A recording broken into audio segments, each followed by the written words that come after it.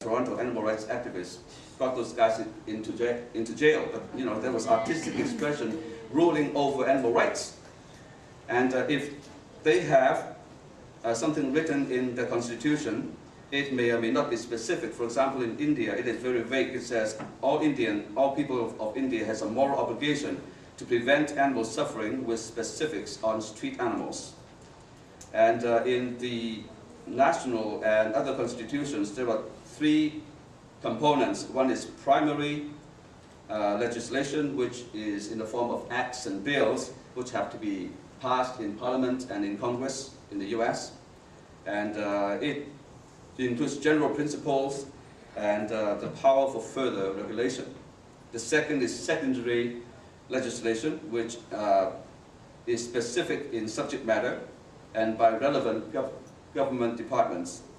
And the third is bylaws and state laws, and most of the protection laws are on the state level.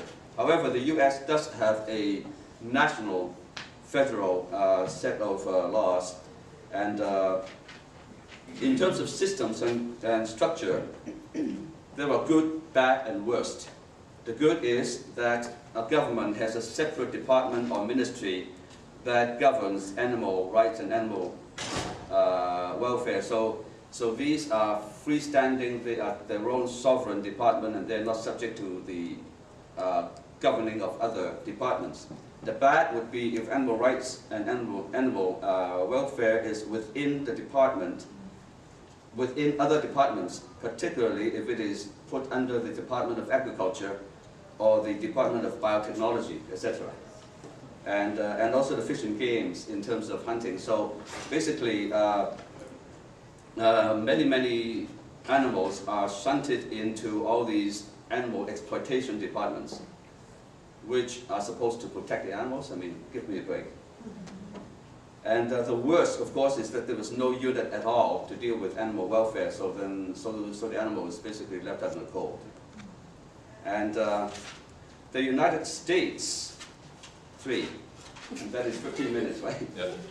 Yeah, but use You can take 5 from me. Oh, okay. This is interesting. Well, even a lawyer says that I'm interested. Whoa. All right.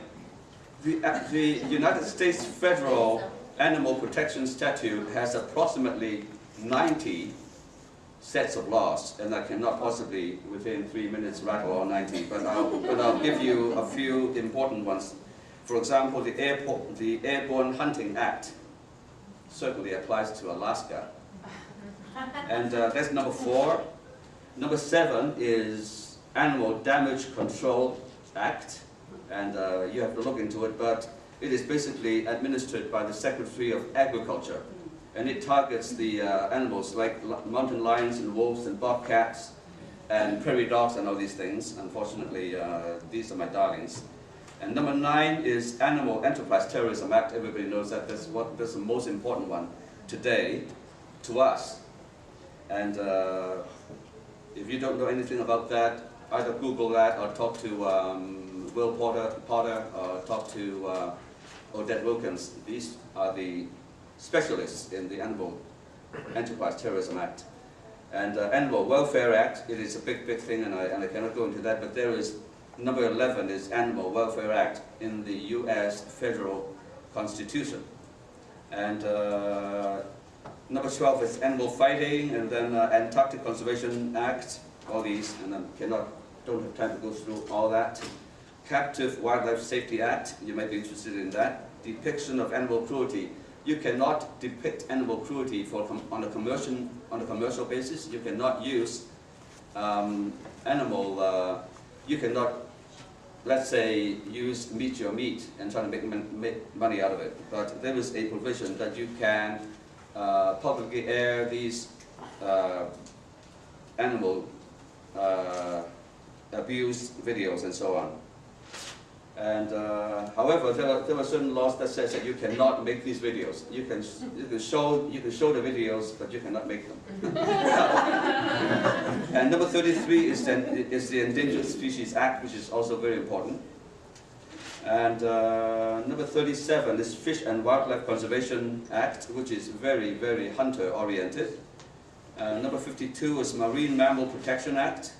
54 is Marine Protection and Research and Sanctuary Act. And that is very important because Japan is right now whaling in the Antarctic whale sanctuary. That is internationally illegal. And let me see, Recreational Hunting Safety and Preservation Act, and that is also hunter-oriented. And so all these are U.S. federal law which should override the state laws. However, the state laws very often conflicts with the federal law, and when this happens, you have to take the state cause to court. So on Friday night, I was talking about the Hunter Harassment Act statute of Pennsylvania, and that absolutely violates the U.S. First Amendment of free speech. And and one of my own projects is to challenge these hunter harassment statutes in various states. Jen Hagginson, who is a lawyer, is challenging that of Pennsylvania, which is one of the worst. And after that, I intend to target New Jersey and Ohio after that. And every single state has hunter harassment laws, and by harassment, that means that when a hunter is targeting an animal, even when you talk to him and say, "Hi, how are you doing this morning?" you will be arrested for hunter harassment. Oh, God. I thought China was bad.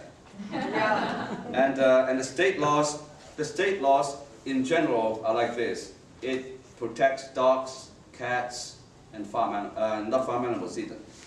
Dogs, cats, and zoo animals. Why?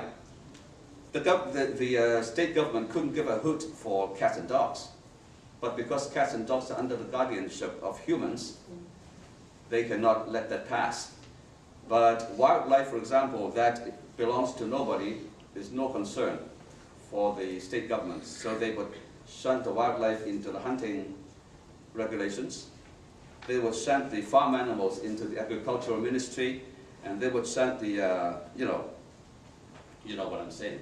So the entire system has a certain logic to it. However, it is not certainly far from perfect, and it is our job, particularly those who are legally oriented, to challenge all these laws that are imperfect. And at least there is one more amendment in the U.S. Constitution that needs to be made, and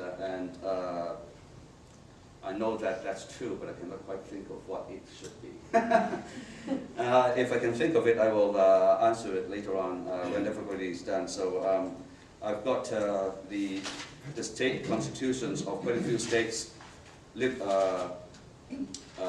tabulated here, and generally it is two classes of offenses. One is misdemeanor and one is felony. For example, dog fighting is a felony.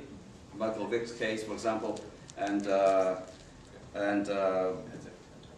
even maliciously injuring domestic animals is only a Class B misdemeanor, which is 6 months and $3,000 in Alabama, for example. So anyway, I've way run over my time, so I'm going to pass the baton on to you.